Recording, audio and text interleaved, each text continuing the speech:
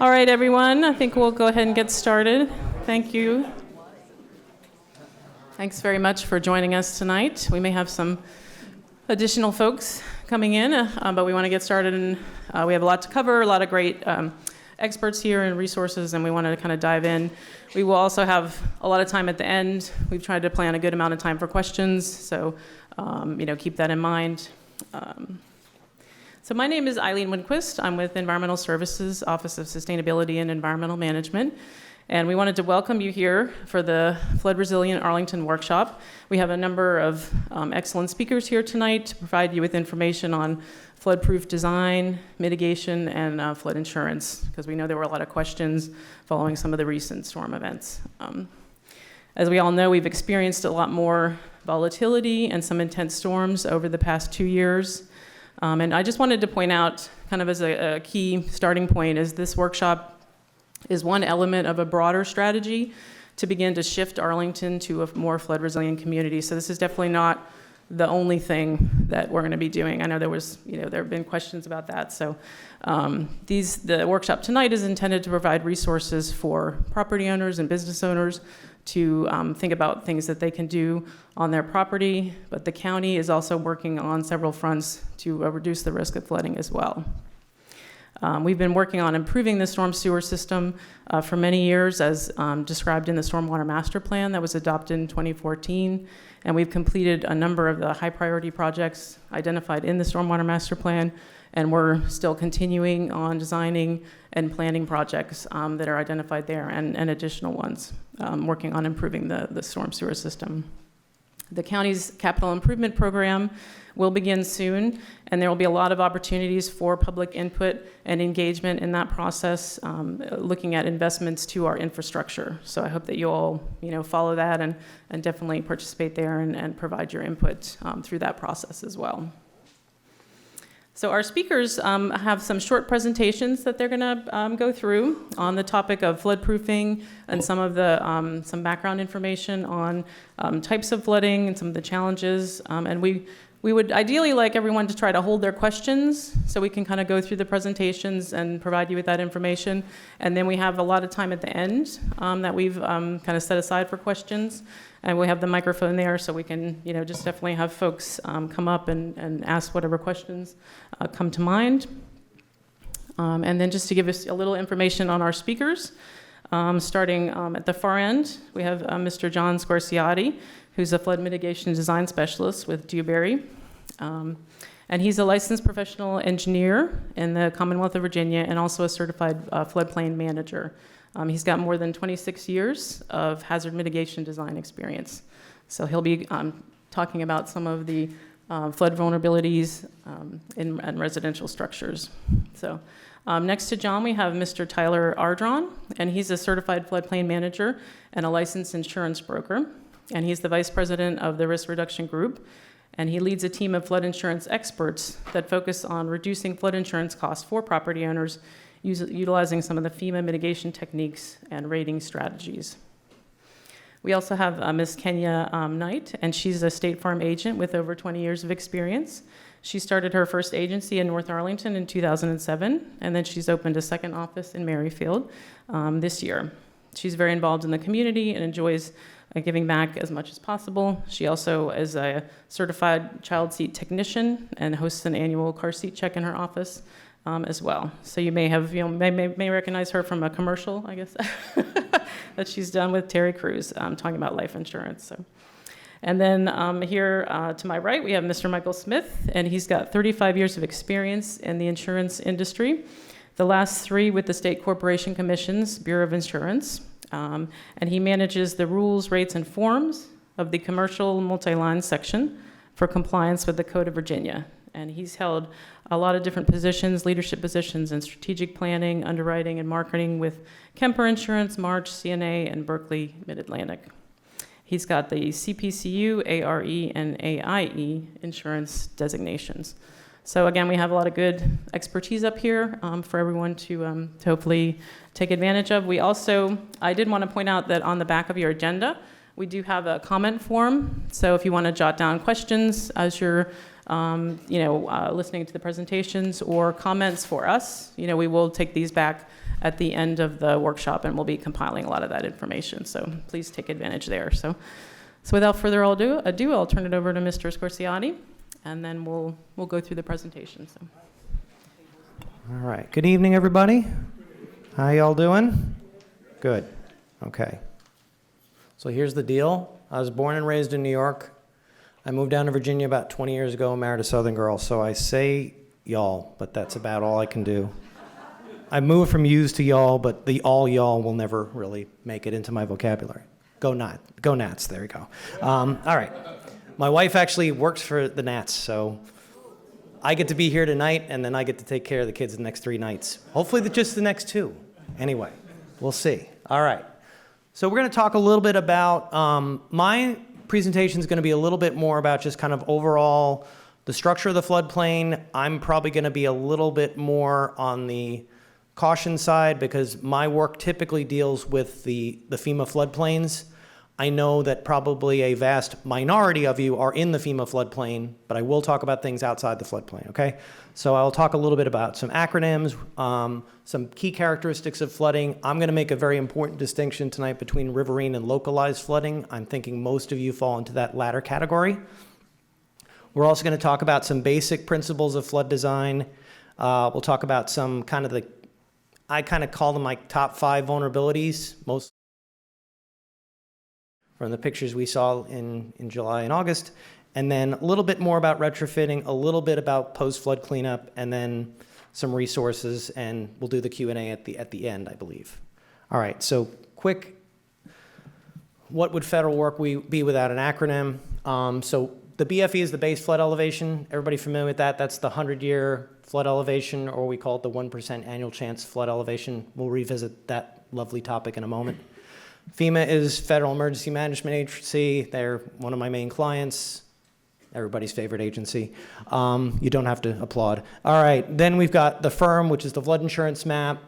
The flood insurance study, that's the study that's used to build your maps. HVAC, Map Service Center, that's the website where you can actually find where you are in the floodplain. You can type in your address and it'll get you there, or hopefully not there. The NFIP, the flood insurance program, and then this idea of substantial damage and substantial improvement. Okay, so just a few quick acronyms. I try to define acronyms up front, but sometimes I miss. All right, there are various sources of flooding. Here's my global definition of flooding, and keep in mind, for the insurance folks, everybody's got a definition of flooding. Here's my general definition of flooding. Flooding is a natural process that becomes a problem when we get in the way. Real simple, okay? You know, I will tell you my background is I'm a structural engineer. I started in this business about 20 plus years ago. I firmly believe that most flooding problems could be solved with more concrete, okay? Build another wall, build something else. Quickly have realized over the last 20 years that there's a lot of things we need to do other than just build structures. We need to step back from the floodplain. We need to deal with future conditions hydrology, which is that's government speak for global warming and climate change and impacts like that. That would be a lovely discussion over an adult beverage later, but we don't have time for it tonight, okay? So basically the riverine floodplain, this is kind of our primary floodplain when we're dealing with Arlington County. It occurs in the rivers and streams. It can be caused by rainfall, it can be caused by runoff. Your basic map of a floodplain on your firm is you're gonna have that stream channel. You're going to have the floodway. That's where the highest velocity floodwaters are. If you are familiar with a flood map, it's kind of that crosshatch center area. It's the place you don't want to build. It's the place where we put manufactured housing almost invariably. But, you know, that's the spot. And then outside that is the floodway fringe, which carries the rest of the 100-year flood. And then beyond that, you have what you would call the lower to moderate risk area, maybe the 500-year floodplain. But that's, and that top imagery is from the Midwest flood maps. You think you've got problems.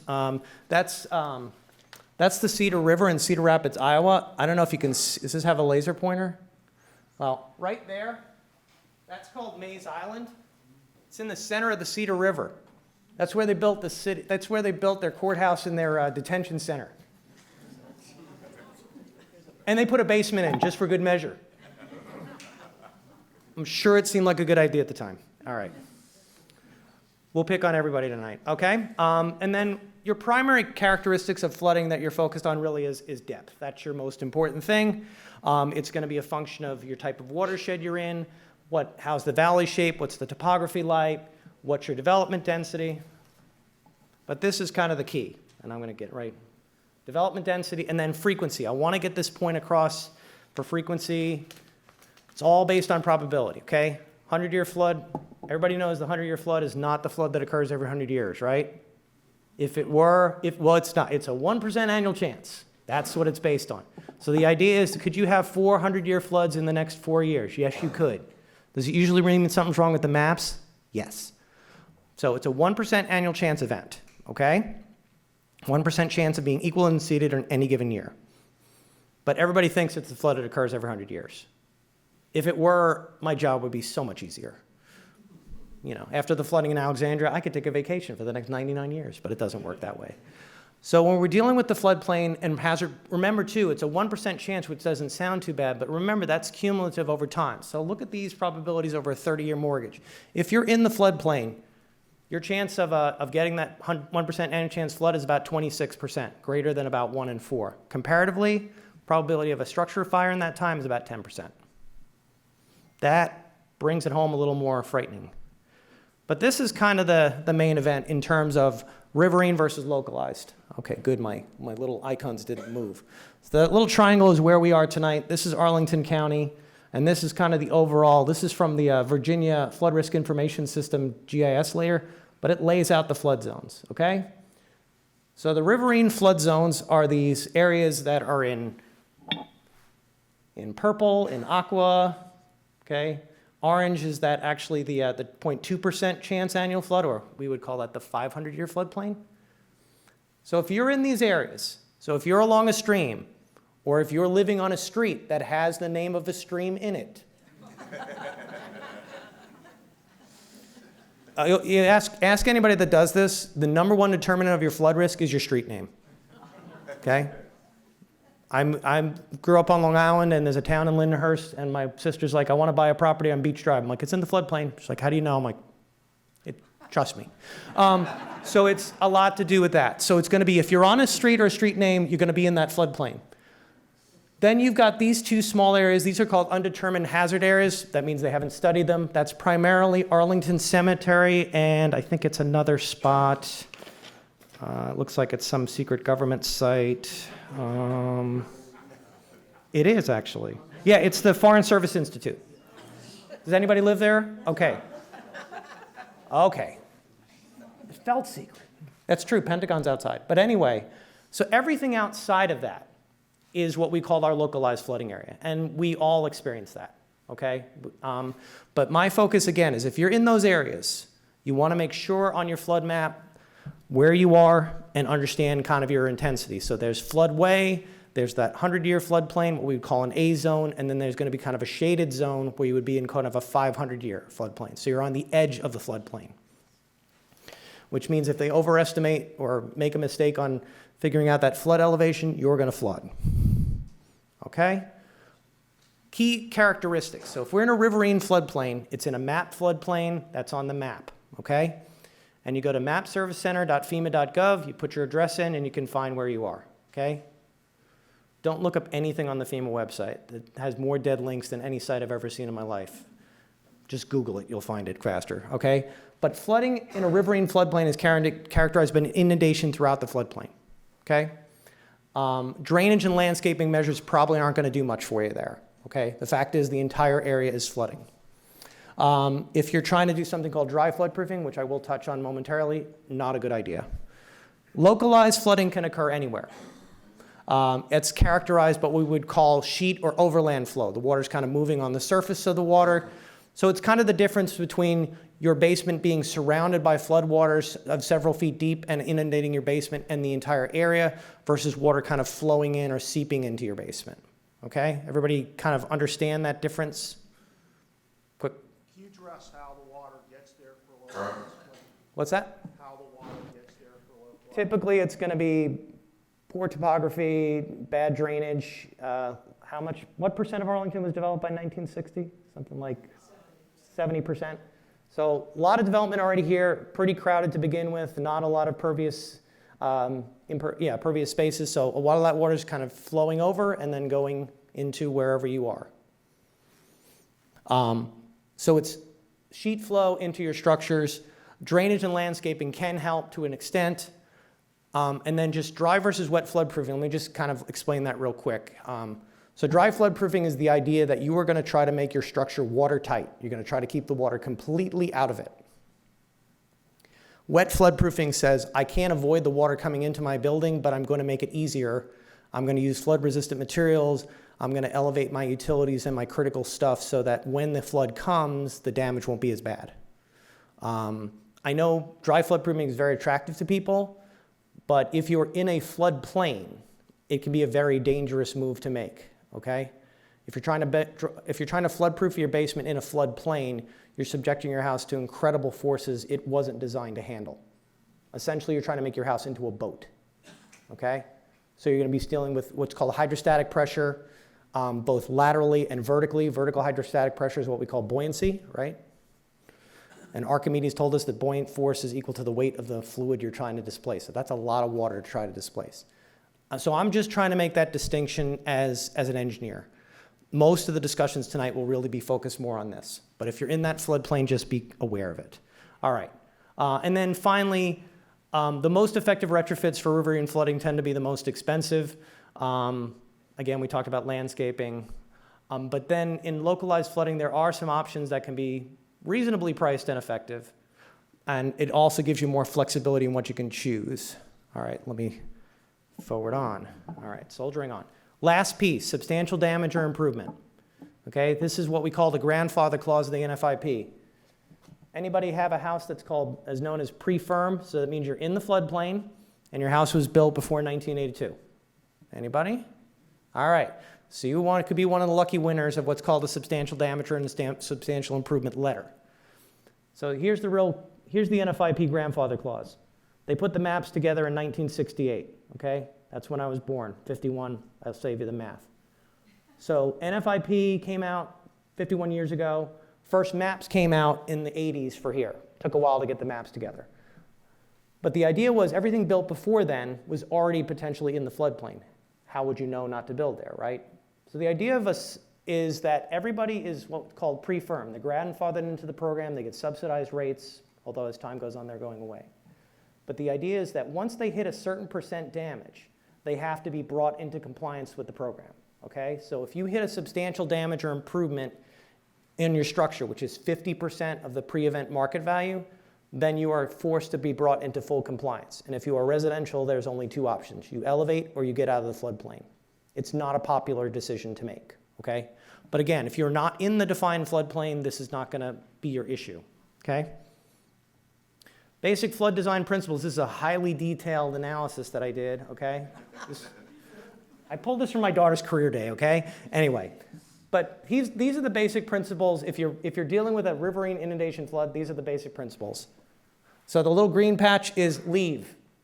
Most effective flood mitigation is to leave. Anyone gonna leave? Probably not. You wouldn't be here, right? Okay. But acquisition, what we call, relocation, those are the absolute most effective. Obviously also the most expensive because you have to have spare real estate outside the floodplain available. The next to best option is elevate, our little white house. Bring it up above the flood, let the water go in that space underneath and flow back out. Life is good. Then we can try to shield ourselves, okay? We can put a wall around it. We can dry floodproof the structure itself, keep the water away. And then finally, you have partial protection, which would be that little blue house. You let some of the water in, but the damage isn't as bad. Those are the basic concepts when you're dealing with flooding. None of this is super sophisticated, okay? That's why engineers in Virginia have it so much easier than the ones in California, because they don't have to study the seismic part. But anyway, that's the basic principles for flood protection. All this to say, the two best options are pretty much off the table for 99% of you. I don't think any of you are planning to elevate or relocate your house. So you're really looking at the next best things, which are going to be things like shielding or trying to give partial protection. When you're dealing with localized flooding, all those options work, plus you can add in your landscaping and drainage improvements, vegetation management, positive drainage, increasing your runoff, reducing the impervious surfaces on your property. All those things can help, okay? Any questions? How far behind am I? All right, here we go. I'm going to speed it up. Now, these are kind of the top 5 vulnerabilities I was trying to look at. I think who has one or more of these on their property? Who has pretty much this is their property? Okay, there you go. So I'm expecting boos and hisses at some point in this presentation, but they're probably coming right about now. All right, basements. Basements flood. I have 2 degrees to prove it, okay? Basements flood. We did an intensive study of hospitals in New York and New Jersey after Hurricane Sandy. You know what we concluded? Hospitals that had a lot of stuff below grade tended to floor more than stuff that would at or above grade. We refer to ourselves as highly paid idiots for making recommendations like that. But essentially, that's what you're dealing with. You're dealing with a subgrade location where water wants to come in. And so it's difficult. There are 2 main types of basements. NFIP would define a basement as something with subgrade on all 4 sides. We're probably more familiar with the idea of a walkout basement. You know, maybe it's a patio walkout or it's a stairway walkout. Principles are the same. So that bottom picture is kind of a walkout basement. This is a basement in the Midwest that got surrounded by floodwaters, didn't have venting in the right place, and the walls collapsed. Okay. A similar thing can happen in the Midwest if by the way, here's a tip. If your house is surrounded by floodwaters, don't pump your basement out, okay? Because eventually the water will just come back in because your walls will have collapsed from the pressure. All right, so what can we do? We can fill in the basement. Yeah, I know. Not really. I'm from Fairfax County. I understand how the property tax bills work, so I understand that's not your big option. Wet floodproofing. You can use flood-resistant materials. Try to elevate or protect your basement utilities. That's probably one of your better bets. I mean, if you can ideally move stuff to an addition over there, fantastic. But trying to protect what you can critically. Trying to move your critical contents upstairs. If it's irreplaceable, your insurance company will feel the same way and probably won't give you much for it, okay? You want to make sure those basement drains are clear. You want to make sure your pumps are working. I know many of you had thought your pumps were working before the event and found out they weren't. Cleaning those drains, covering those areas, and then also making sure you've got any kind of perimeter drains in a localized flood area, okay? That's the basics. I keep trying to move with the laser pointer. Subgrade driveways. So often connected to the garages. If you move to Staten Island, this is like a very popular residential style there too, by the way. And they did not do well in Sandy. But so essentially you've got subgrade driveways. Some will have a retaining wall, some will not. So the idea here is that obviously they can kind of be like a little funnel to direct the flood water towards your garage and towards your structure. Obviously, if you want to make sure, if your plan is to evacuate or drive away, you want to make sure maybe your car isn't parked at the bottom of that driveway, okay? Anybody know the #1 cause of death in a flood? Free trivia for you. Where do most people die in floods? Nationally. In their cars. That turnaround, don't drown thing, it's a real thing. Oh, show of hands, who's driven through a flooded road anyway? Yeah, it's almost disproportionately male, but yeah, okay. There you go. So, yeah, I know. My wife said it was okay to say that, but maybe I was wrong. All right. So the idea being that in those areas, you're going to have issues, and what you want to try to do is, if it's riverine, you're really just trying to make sure you can, well, eliminate the driveway, eliminate the space. Again, not really a financially prudent option for you all. You're going to try to somehow flood-proof that garage space. Perhaps, depending on how strong those retaining walls are around it, maybe create a flood wall at the entrance to that space. We'll talk a little bit about that.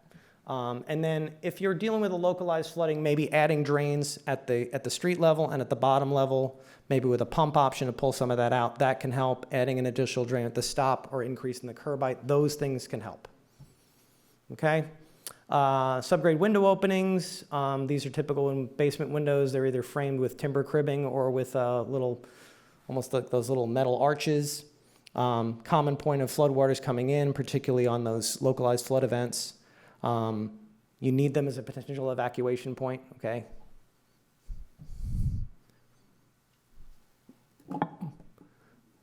Flood people like to seal things up. Fire departments like to keep things open. So that option to brick things up, you got to check with your fire department. They may not want you to close off every opening to your basement, okay?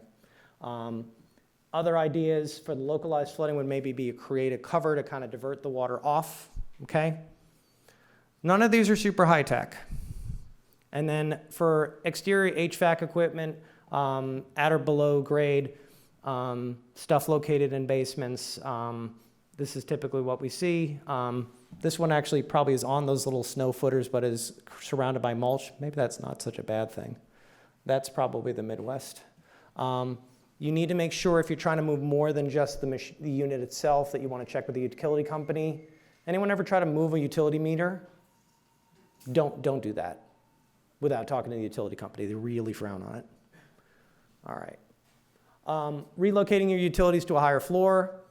Trying to elevate some of that exterior equipment like an HVAC unit on a pedestal can help. Smaller scale solutions, if you've got a localized flood issue, maybe the water's just coming a little bit in your basement, you could look at a small enclosure. Maybe you could even put a small door with a latch dog on that. Sanitary sewer backflow device, so a backflow preventer on your piping, that would be a good thing. Anybody had a sewage backflow flood in your house? It's not a pleasant experience, right? All right, landscaping and drainage. We all know negative drainage is bad. You want to move the water away from the house, not toward it, like in that top picture. Any obstructions to flow, fences, blocking drains cause you problems. Having an excess of impervious surfaces, so like that massive concrete. That was probably Puerto Rico, though. Dense vegetation too close to the house. My personal favorite, gutters and downspouts. Anybody have a gutter that acted as a planter? Okay, so that's what you got there. So notice, for riverine flooding, these aren't going to do anything. There's no real solutions. But on a localized flood level, there are things. Trying to create more positive drainage. Adding those downspout extensions can help pull some of that water away. Removing those obstructions to flow. Unblocking drains. Checking if you've got kind of a storm line easement on your property, making sure you're keeping that clear. Trimming vegetation away from your house. Using more absorptive versions of plants, more succulent type plants, also good for fire. And then permeable pavements. Again, if you've got a permeable pavement and grass is growing between every little nook and cranny of it, probably not so permeable anymore. And then cleaning and maintaining your gutters and maybe adding some additional drains, removing the gutter guards. I know that's a point of contention for some people. Some people love their gutter guards. Some people want to get rid of them. Upsizing the gutters, all those things can help. Shutters, storm doors, those little sealants you put in, all those things, all wonderful, but are all active mitigation and require human intervention to work. Anyone ever lock their keys in their car with their engine running? Okay, it's okay, don't be shy. Yeah, we do silly things, particularly when we're stressed, and that's what makes me nervous about active mitigation. Here's something to keep in mind. Of the certified dry flood proofed, which means they relied on active mitigation in some form or another, of the certified dry flood proofed home buildings in New York and New Jersey, these are commercial buildings, these are professionals who should know better. What percentage of them do you think failed in Sandy? Anybody want to take a guess? Over 95% failed. And that was not primarily because they were overtopped. It was mainly because of things, failure to maintain the doors and the gaskets in the doors, failure to maintain their pumping equipment, failure to maintain something else. Somebody was on vacation that day. Somebody forgot where the door with the locker, where they locked the shields were in place. These things all happen. So I'm very big on passive, not active, to the extent possible, okay? And then purchasing insurance, adding that sewer backup rider, there's going to be a lot more discussion about insurance, and I'm going to leave it at that. Trying to relocate anything really valuable above the flood elevation, okay? Elevating your utilities wherever you can, avoiding dry flood proofing, and don't do it in a basement if you're in the floodplain. It's just not going to end well for you. And then if the house is a substantial damage or improvement situation, again, it's a pretty rare case, then you really have to look at your options and you'll be pretty limited. And then localized flooding, a lot of the same things. Focus on passive mitigation, not active. Purchase that insurance. It's going to be a little cheaper because you're in the preferred risk zone. Who has flood insurance? Just curious. Who is in the X zone and still has flood insurance? X zone means you're completely outside of the floodplain, which means I'm completely paranoid, or what I call a heightened sense of awareness, right? But paranoid about flooding. Consider dry floodproofing, but proceed with caution. Elevate your utilities. Remember, flood insurance coverage tends to be minimal, although I'm hearing more about that, so I'm going to maybe let you fill that in a little bit more. And then landscaping and drainage can help. And then one last piece, this is kind of advice on post-flood cleanup. Anybody experiencing that right now? Okay, so there's a couple of documents that FEMA put out. We did one after Hurricane Katrina. It was a recovery advisory called Initial Restoration of Flooded Buildings. So if you look up Katrina, FEMA, Initial Restoration of Flooded Buildings on Google, you'll find this, one of the documents.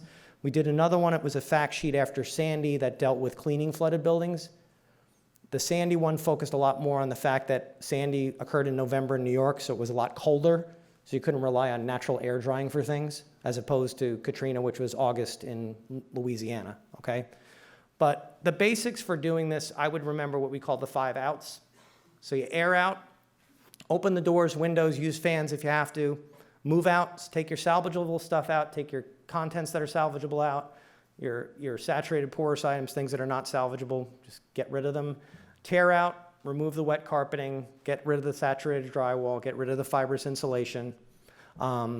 Clean out, clean out and dry out are your most important steps. So clean out is you're cleaning up the debris, cleaning and sanitizing your surfaces. Best way to do that is with a pressure wash system, kind of an independent reservoir, because if you do a mop and bucket, you're going to cross-contaminate, okay? You're going to dip the mop, you're going to whip it in, you're going to bring it back out, and you're going to cross-contaminate the surface, okay?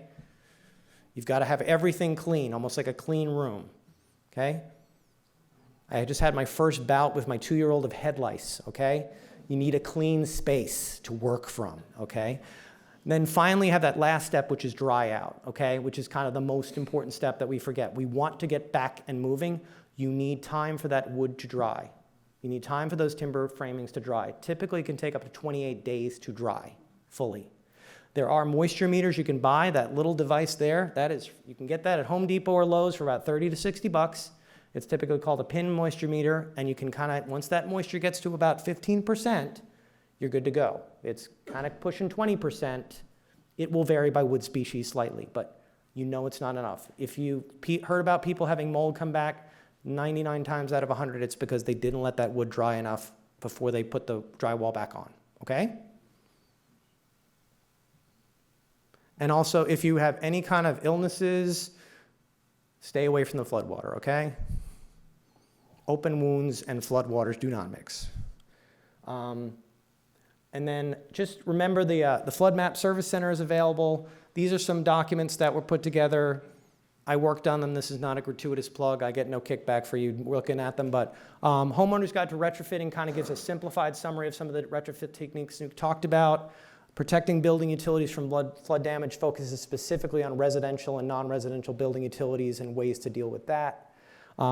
Reducing flood losses through the I-codes, that's a little bit more, if you're a little more building code geeky, that can get into the details on how the NFIP and the codes work together. And then there's a series of technical bulletins. Probably the ones you'll be concerned with are technical bulletin 1 on openings in flood areas, and then that technical bulletin 2 lays out flood-resistant materials, or at least as we know it right now. Remember, not everything water-resistant is flood-resistant, okay? If you take a regular piece of drywall and you expose it to distilled water, it will not mold up, okay? But nobody floods their house with Evian. That's not an issue. It's always with flood water. And so you need to account for the fact that there's going to be mold and contaminants, and you're going to have to cut that back out, okay? And then finally, Arlington County has a lot of great resources. You can get the latest firm in the flood study from them. The county has their watershed maps listed up. They have a little home floodproofing checklist, that little document. A lot of my pictures were gratuitously stolen from that document. And then just some pre-storm preparation and post-storm prep tips similar to what I talked about. And also there's a little bit more talk about kind of the bigger pictures of flood-resilient Arlington. Okay? I think questions are going to be held to the end. Thank you for your time. Thanks for staying awake. And I'm going to keep going. All right.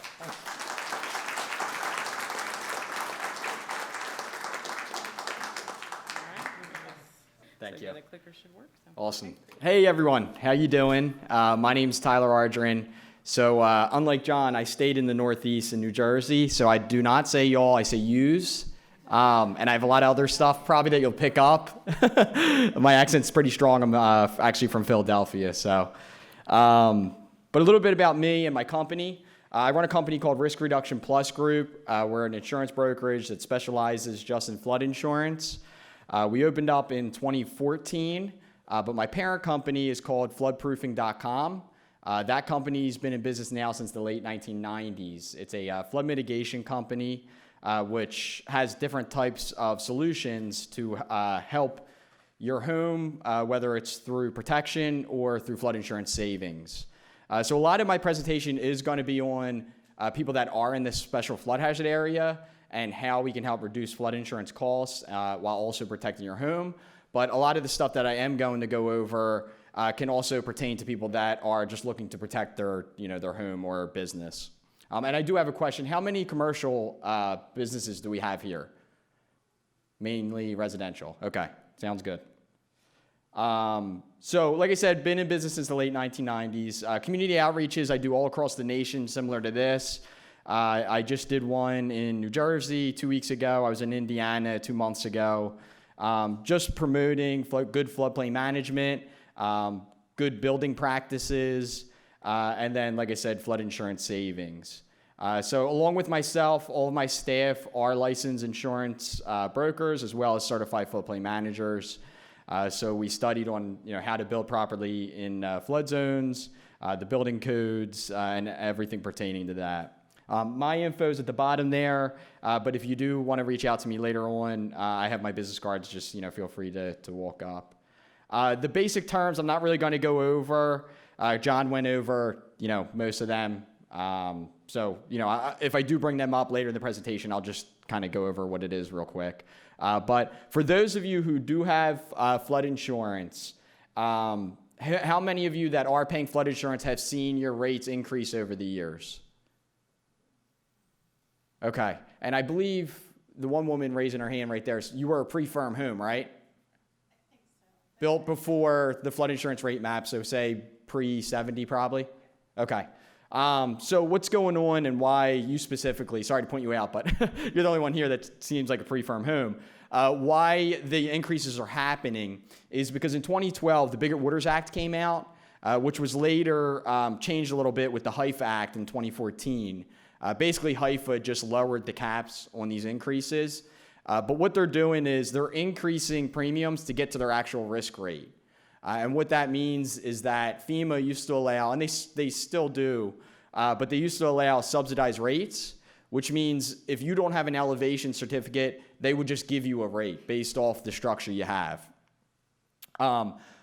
Because of all the flooding recently and really over the years, they learned that these subsidized rates aren't a true premium to what the actual risk is.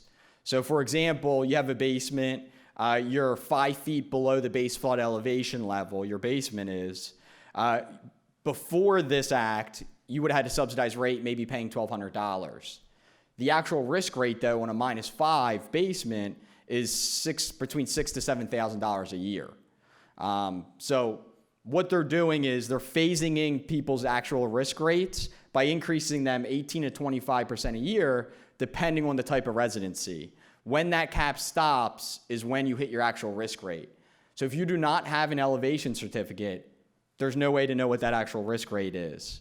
I talk to people every day who their subsidized rates have increased. They're paying $3,000, $4,000. They never got an elevation certificate. When they go out and get one, showed that their actual risk rate was actually less than that. So that's something, if you do not have an elevation certificate and you are in a special flood hazard area, it is important to have. Along with that, they added surcharges. If it's your primary residence, you have a $25 surcharge. If it's your non-primary residence, you have a $250 surcharge. This is kind of just, this was FEMA's Section 28 Clear Communications of Risk. Came out in 2017. Basically, I don't really show this too much now, but basically it's just backing up what I said about the increases. When I used to do this presentation 5 years ago, and told people about the upcoming changes, about how the premiums would increase.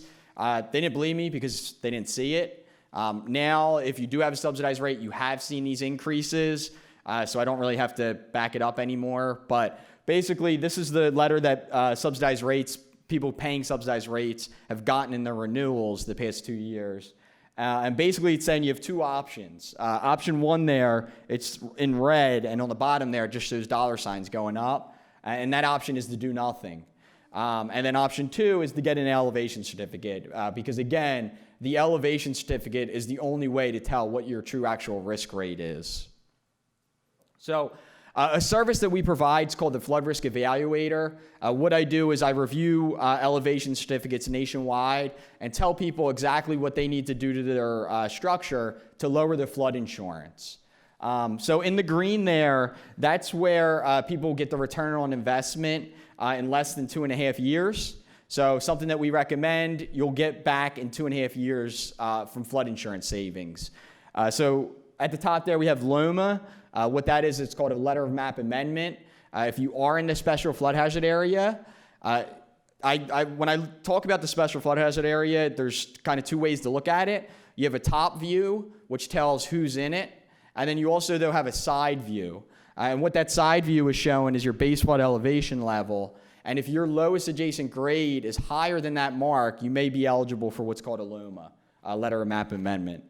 And then we have here flood vents in less than 1 foot of fill. I'm going to talk more about flood vents, but basically it's wet flood proofing, what John spoke about, and it's allowing water to pass through your unfinished enclosure. And what that does is it reduces the hydrostatic pressure, because now you're letting the water pass through and it's equalizing on both sides. A good picture that John showed was that foundation that collapsed in, and that's because most likely they did not have proper openings. They tried to resist that water, collapsed as the foundation. And we saw a ton of that with Sandy up in Jersey. Misrated is one that we've seen a little bit of. What that is the elevation certificate may have been done incorrectly. It's actually pretty common. Surveyors don't get too much training on how to do the elevation certificate.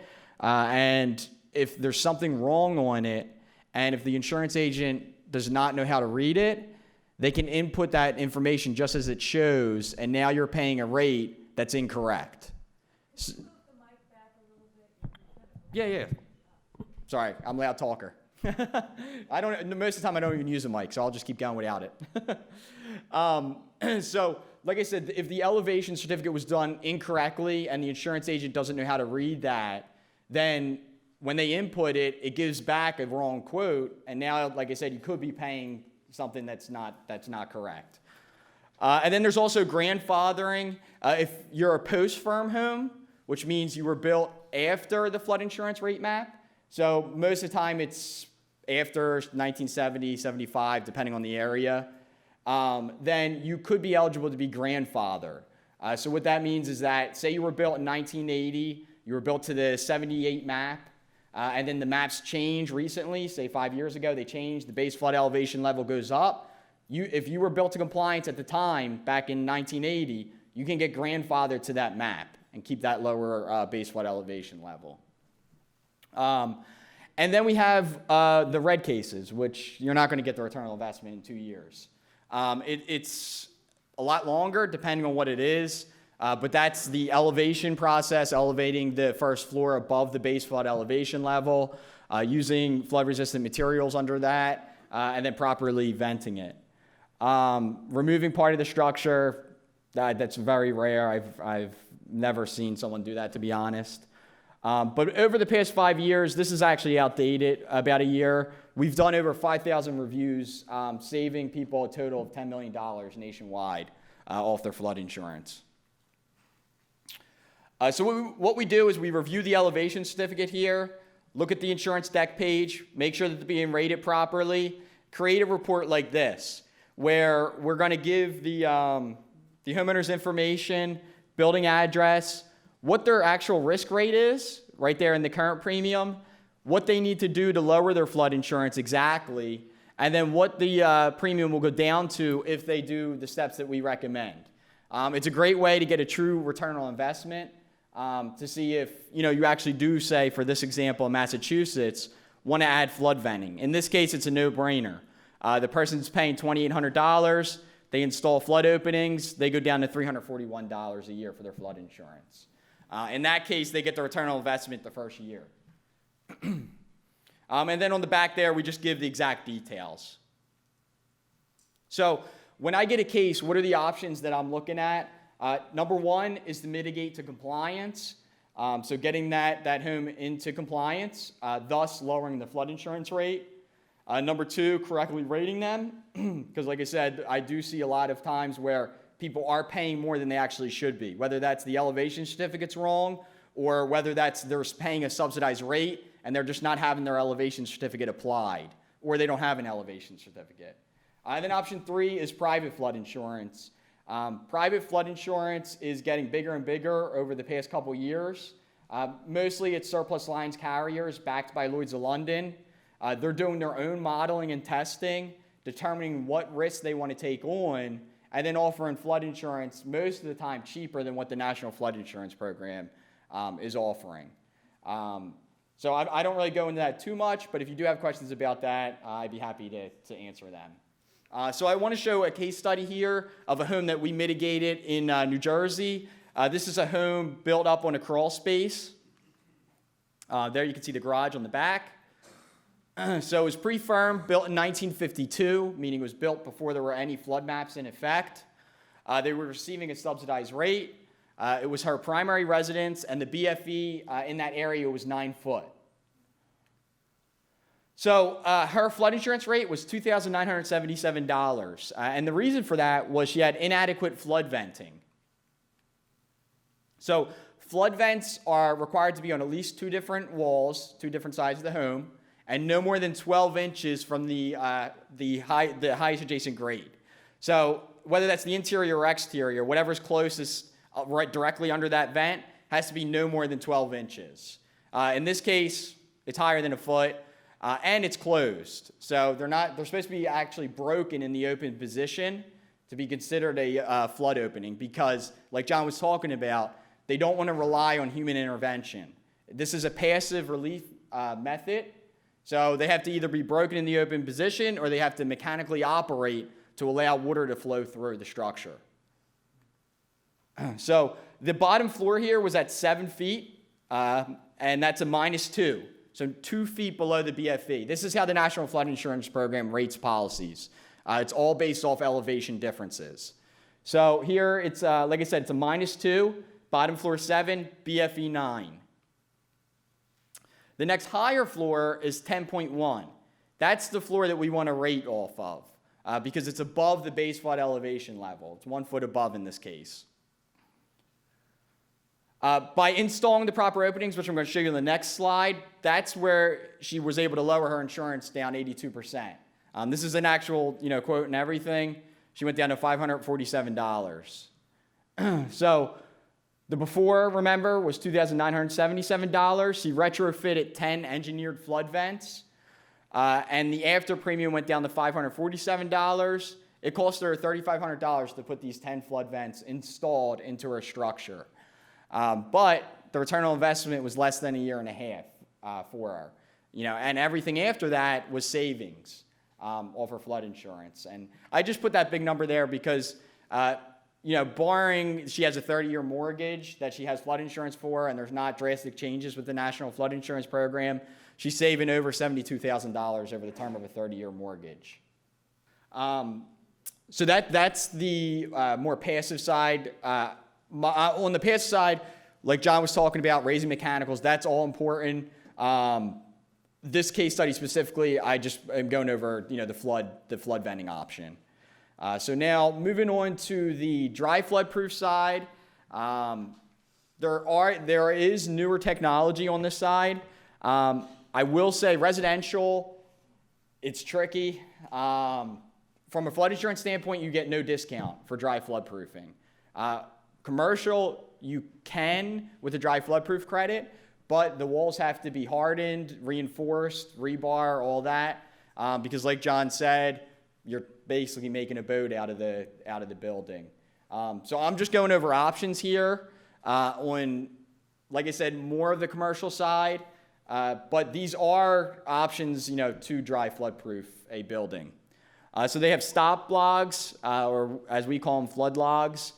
They get installed, and then you can see the brackets there.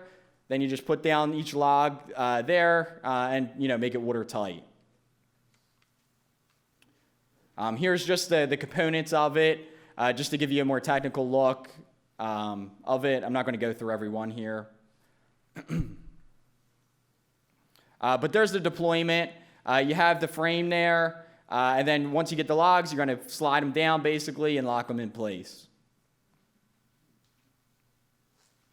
And there they are installing the frame. You can see there. But that's why the walls have to be hardened, because they're installing them right into your masonry. And there's just a job site, a bigger commercial building in Louisiana that we did. What's the ballpark cost for that for residential? Stop logs is on the cheaper side. It really depends on how much you're using. I will say it's under $100,000. But a couple more of the products I'm going to talk about can get on the pricier side. Stop logs, I'm kind of going from cheapest to most expensive. So stop logs are on the cheaper side for dry flood proofing. Here's flood barriers. We call them FRA panels. We make custom sizes. They're lightweight, less than 5 pounds, easy to install and remove. They're fiber reinforced. So I will say I had a demo last week, and we got a sledgehammer and just started banging it to see how tough it was. And I had a 6'5" guy do it, and he wasn't able to do anything to it. So if I would have said I did it, I'm sure I would have got some laughs of it. Yeah, how strong is that, right?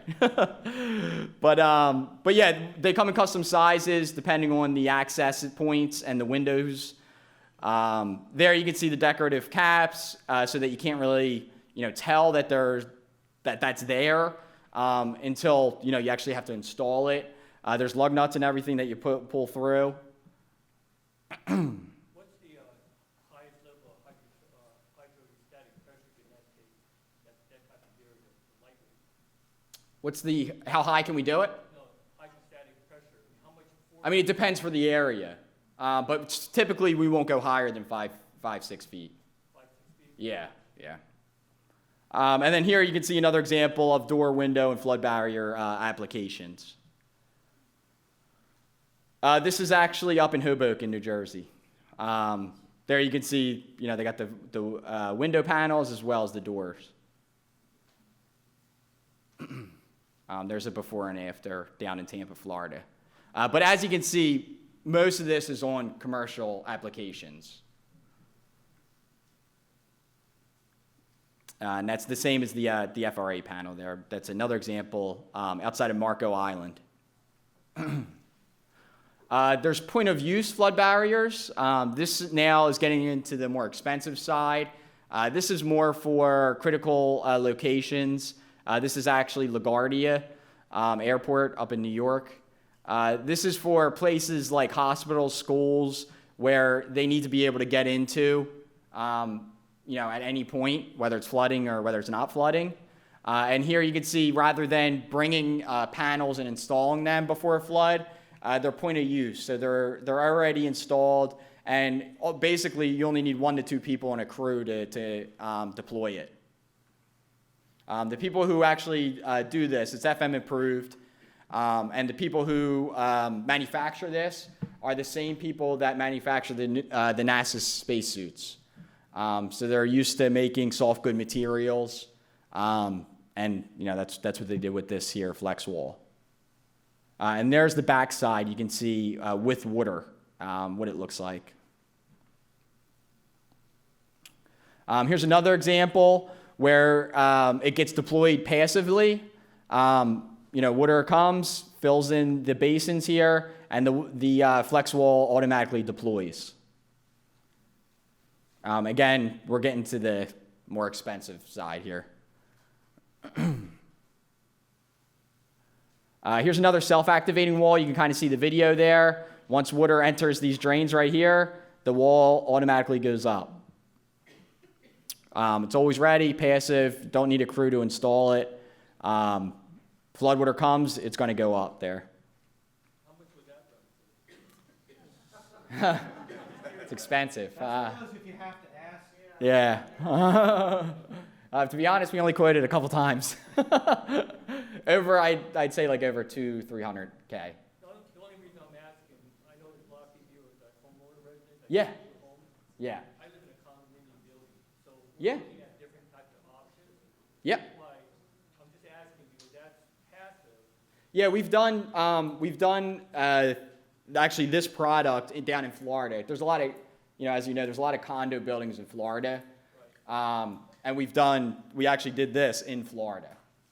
Now, there's no flood insurance relief on this side. Passive systems like this do not get flood insurance savings, so it's not like the condo association is going to get flood insurance savings for this, but it does, protect the buildings. Understood, but the question is, how much would that cost? It depends on the span. We would have to come out, measure it, get the sizes and everything. But the couple that I did one was like 250, around there. But any amount of change in that size changes it drastically. And here's oil refineries and medical centers. They're using these types of products that self-deploy. Here's another passive release system, very similar to the last one I showed. The only difference is instead of coming up that way, it comes up up from the ground, sorry.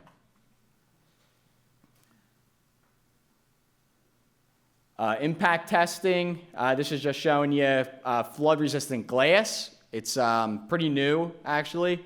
And we're just coming out with FM approval and everything. That's just an approval that certifies it's flood-resistant and everything. And there you can see the impact testing that they did. This is more for cities.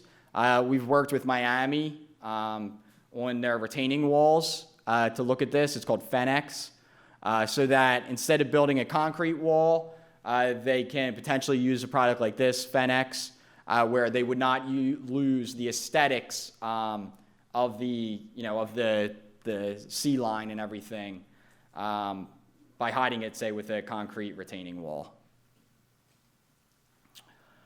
But that's all I got for my presentation, and I'm sure if anyone has questions, we'll get to them.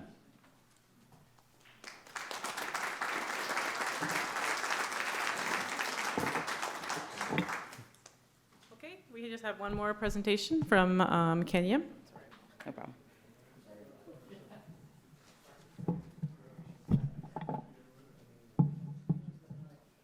All right. Good evening, everyone. All right. So my name is Kenya Knight, and as Eileen said, I'm a State Farm agent. I have over 20 years of experience. And for those of you who are wondering, I started when I was 5. But I'm here to talk about insurance, your home insurance, flood insurance, and just some general knowledge. Some of you might have specific questions about maybe a claim that you have going on. I may or may not be able to answer it.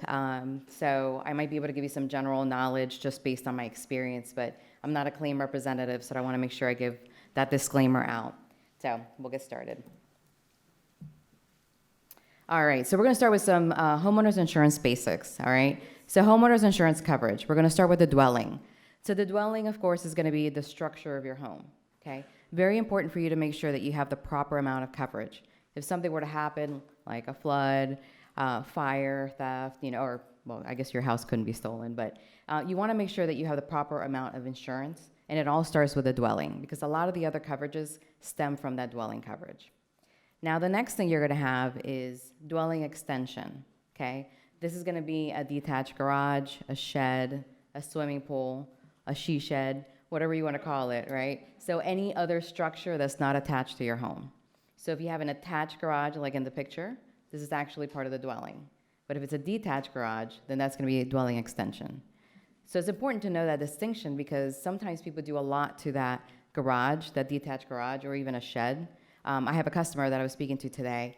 Her detached garage, she turned it into a living space. And right now, the coverage she has is actually not enough. So again, just one of those things to keep in mind. Personal property, that also stems from the dwelling coverage. With State Farm, it's going to be 75% of your dwelling coverage. So if I give you an example, 500,000 for your dwelling coverage, your personal property is going to be, what's that, 325? So for most people, that's enough coverage when you do that calculation. Again, if you have kind of like some collectibles, antiques, or some unique items, you want to make sure that you take that into account, that your insurance is going to have those limitations. And on the dwelling extension for State Farm, it's 10% of the dwelling. And these amounts are in addition, so we're not going to subtract from what we have in the dwelling. So you have the dwelling, then you have the dwelling extension that's additional, and then the personal property. Then you have liability, okay? So typically, insurance companies will give you $100,000. That comes with a policy. That's pretty standard. But that may not be enough, right? $100,000 is really not a lot.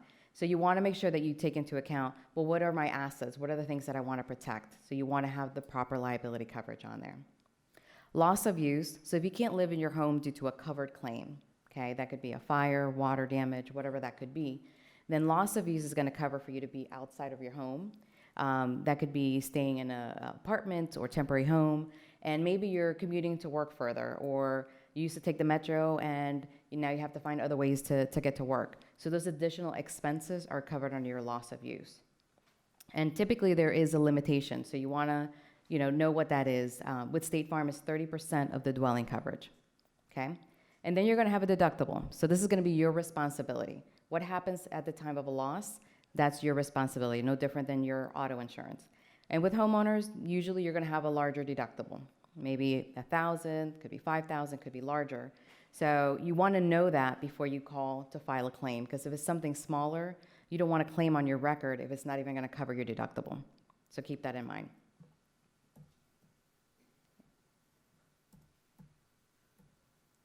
All right, some common perils. So apparel is not apparel, clothing. Apparel is basically the covered loss or the damage, okay? So some common perils on insurance policies could be things like fire, theft, vandalism, falling objects, hail, wind, and I put in there some water, because not all water is covered under the homeowners. I think we have established that by now. So falling objects, now we're talking about, maybe some storms that come through. So we get this a lot. Trees fall on a home, or maybe a detached structure. So I get customers that call me and say, well, it was my neighbor's tree. It wasn't my tree. So are they going to cover it? And it doesn't really matter whose tree it is, okay? If it's your property, we're going to go ahead and cover it. And we're going to cover it up to the property line. So if this tree fell from your neighbor's house and it's partially in their property and then the rest in yours, then we're going to cover up to the property line to get that removed, as well as cover whatever was lost. And then their insurance should cover the rest. Now, one thing I do want to mention, if a tree falls in the middle of your yard, doesn't hit anything, a covered structure, that's actually not covered. We're not going to pay to remove that. Okay, it has to hit a covered property. So again, it could hit that shed, it could hit a fence, obviously your home, but if it falls in the middle of your yard and doesn't hit anything, it's actually not covered. Wind, so we are not a coastal area. So when you're in a coastal area, you're typically going to have a separate hurricane deductible. Since we're not coastal, it's part of your regular deductible with State Farm. I think most companies, it's the same way. Hail is also covered. And then I said some water, okay? So I'll define that a little bit better. So if you have, let's say, your dishwasher goes haywire, and now you have, your house is quote unquote flooded, okay? That's not really a flood, right? And that is something that is covered under your homeowner's insurance, right? Frozen pipes, okay? We hear this sometimes where, homeowner goes away and they lose power, and then all of a sudden they come back and their house is full of water because the pipes froze. And that's something that would be covered. So flood, rising water coming from the outside, that's not covered under any insurance company. That's going to be under FEMA, under flood. All right, some common exclusions and things that are not covered under most insurance companies. Intentional acts, I think that's pretty obvious. But of course, we've had customers who burned their house to claim the insurance money. That's not covered. We have a whole department that takes care of fraud. So intentional acts are not covered. Wear and tear is not covered. okay? And think about it like your car, okay? If you need to get new tires on your car, you're not gonna call your auto insurance company and say, I need new tires, let's file a claim. So wear and tear is not covered. So where this comes into play is, let's say the roof has a leak and you need to replace the roof. Well, that's really wear and tear. That's not something that should be covered under your insurance. Now, the damage that may be caused maybe by a leak, that could be covered, okay? And I'm not gonna say definitely will, but it's something that could be covered. But again, that's wear and tear, and that's something that you would have to, maintain your property. Acts of war, not covered. Typically, if something like that were to happen, the government steps in and provides relief. Earthquake coverage is not included. It's excluded here in Virginia, but most companies do offer an endorsement, so you can add earthquake coverage if that's something you're interested in. We offer it at State Farm. Water and sewage backup, that's excluded from homeowners insurance unless you add an endorsement, okay? And most companies do offer that endorsement, so make sure that you check if you actually have that. And I'm gonna cover sewage and water backup in a moment. Surface water, okay? So that's basically like flood, right? The water's sitting there, and then it gushes in your home. That's not covered, okay? Or even water seeping in through the walls, also not something that's covered. And then regular old flood insurance, or flood coverage. All right, so backup of sewer or drain endorsement. I'm gonna read you the definition, and this comes out of State Farm's booklet. So the definition of our endorsement coverage is dwelling and personal property for accidental, direct physical loss caused by or resulting from water or sewage that enters through sewers or drains, or water which enters into and overflows from within a sump pump well, or any other system designed to remove subsurface water, okay? So it's not gonna be that water that comes in, through the door. It's basically any water that comes in through the sump pump. Maybe it's failing, it's not able to pump the water fast enough. That's something that could be covered, but you have to make sure that that endorsement is on there. And what is it gonna cover? Well, of course, it's gonna cover your structure, your dwelling, okay? You're gonna have personal property. That's gonna be covered under this endorsement if you have that on there. But again, keep in mind that there's gonna be probably some limitations. So with our State Farm policies, we have 3 different types of backup of sewer coverage. So you can get full coverage, meaning your full dwelling and your full personal property coverage, okay? That's like the most expensive one. And then you can have up to 30% of both of those, or you could have 15%. So that might help you with, the price. And if you think about it, if you were to have sewage or water backup, you're probably not gonna lose your entire home due to that. So if you think about that, then you may not need the entire amount covered. Something to consider. All right, flood insurance. We've spoken a lot about that tonight. So flood insurance, the definition is a general and temporary condition of partial or complete inundation of 2 or more acres of normally dry land area or 2 or more properties. So what this basically means is that if you were that one unlucky person that got your house flooded, it's actually not covered, even if you have flood insurance, okay? It's not meant to cover that one-off. It's meant to cover an area that was flooded. So you think about major flood disasters, that's what this is really meant for, the flood insurance. So it's not...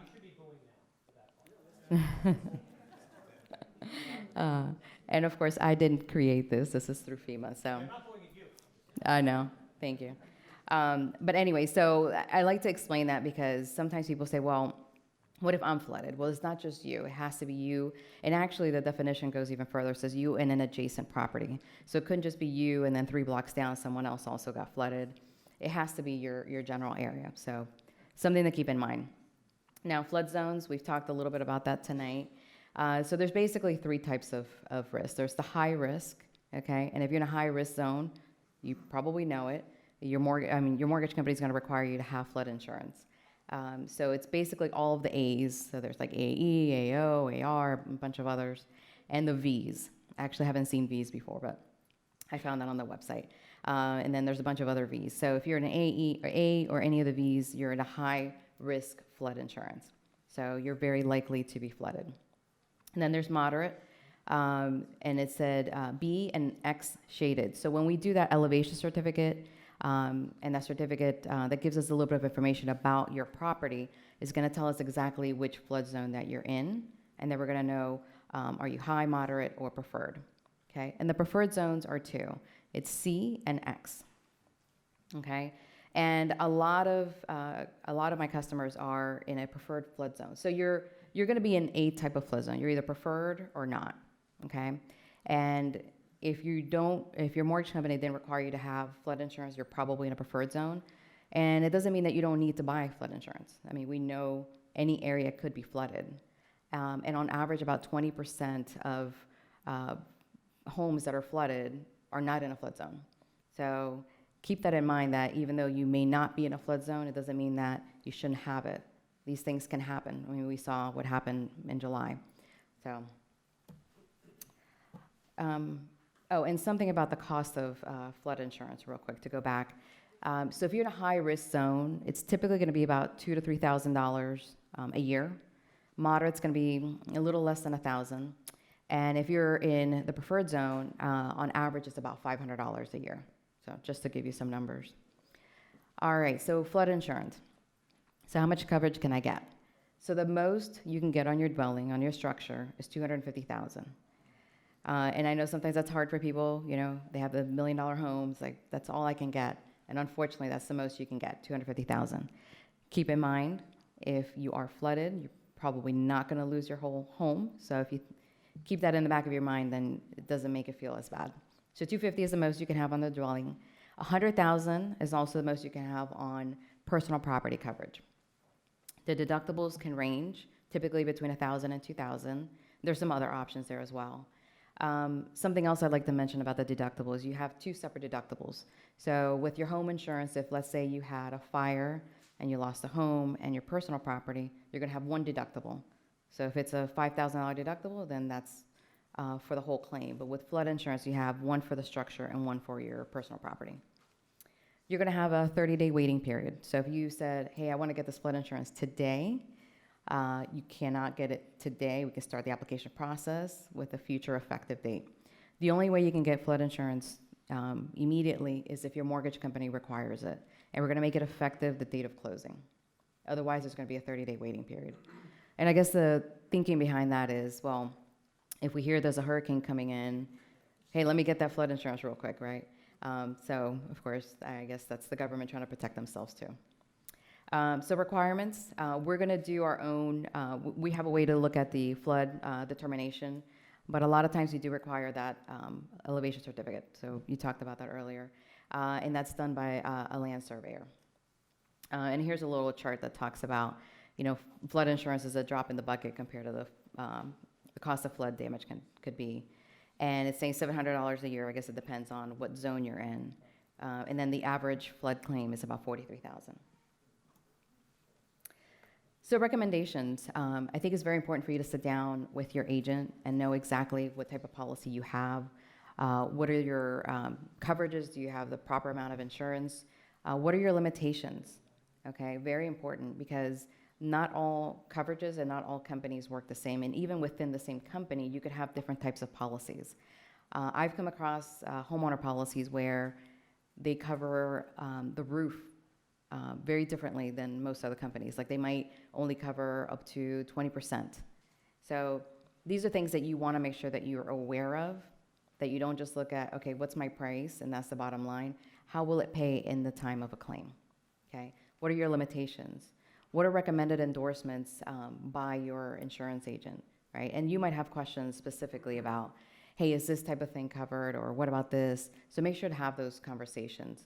And I recommend to my clients, hey, we need to review your insurance, you know, every year to every couple of years, because sometimes I have customers that, you know, they finish their basement, they put an addition, or they completely remodel their home, and all of a sudden we have coverage from, you know, that's antiquated and is not up to what their current standard is. So make sure that you keep up with your insurance policy and you know what's covered and not. Some of my contact information, I gave most of you some information, some loss mitigation things. I know you've heard a lot tonight. For those of you who didn't get my info, I'm going to put it by the door so you can grab it on your way out. And I know you all are going to have some questions in a moment, so thank you.